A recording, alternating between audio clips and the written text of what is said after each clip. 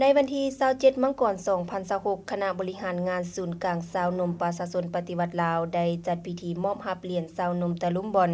และมอบใบยองยอให้คณะบริหารงานทีมโค้ชคณะครูฝึกและนักกีฬาเยาวชนของสโมสร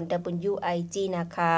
โดยเป็นเกียรติเข้าร่วมของทานทองลีศรีสุริตกรรมการศูนย์กลางภาคเลขาคณะบริหารงานศูนย์กลางสาวนมประชาชนปฏิวัติลาวมีประธานสโมสรหัวหน้าห้องหัวหน้าห้องการกลุ่มพร้อมด้วยนักกีฬาเยาวชนและคณะรับผิดชอบเข้าร่วมในพิธีทานเบียงไซบิไลกุลประธานสโมสร WIG นะคะ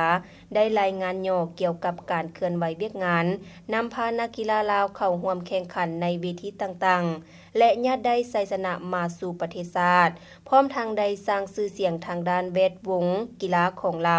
ให้ก้าวเข้าสู่สากลจากนั้นในพิธีได้ผ่านข้อตกลงของศูนย์กลางสาวนมประชาชนปฏิวัติลาวฉบับเลขที่1012ทับสสปลว่าด้วยการมอบเหรียญสาวนมตะลุมบอลซึ่งเป็นการย่องยอสูงสุดของคณะสาวนมประชาชนปฏิวัติลาวให้แก่สโมสร WIG นะคะที่มีผลงานดีเด่นในการนำพานักกีฬาหุ่นเยาวชนเข้าร่วมแข่งขันกีฬาบาสเตะระดับชาติและระดับสากลซึ่งเป็นการสร้างชื่อเสียงให้แก่ประเทศชาติโดยเป็นเกียรติของทานทองลีศรีสุริตเลขาคณะบริหารงานศูนย์กลางสาวนมประชาชนปฏิวัติลาวพร้อมเดียวกันนั้นก็ได้มอบใบยองยอ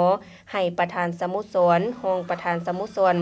คณะที่ปรึกษาคณะรับผิดชอบผู้จัดการทีมผู้ช่วยจัดการสโมสรคณะที่ปรึกษาคณะครูฝึกนักกีฬาเยาวชนหุ้นต่างๆของสโมสร WIG นะคะเติมอีก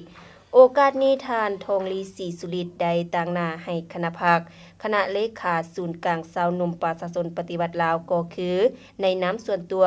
แสดงความย่องยอสมเสยต่อผลสำเร็จของคณะสโมสร WIG นะคะพร้อมด้วยนักกีฬาเยาวชนดังนั้นศูนย์กลางสาวนมจึงได้จัดพิธีย่องยอสมเสยต่อผลสำเร็จดังกล่าวเพื่อเป็นการสร้างขวัญกำลังใจให้แก่ทีมนักกีฬาหุ่นเยาวชนและทีมครูฝึกได้สุมใส่จิตใจเอาใจใส่ในการฝึกซ้อมอย่างตั้งหน้าจนสามารถญาติได้รางวัลมาให้แก่ประเทศชาติ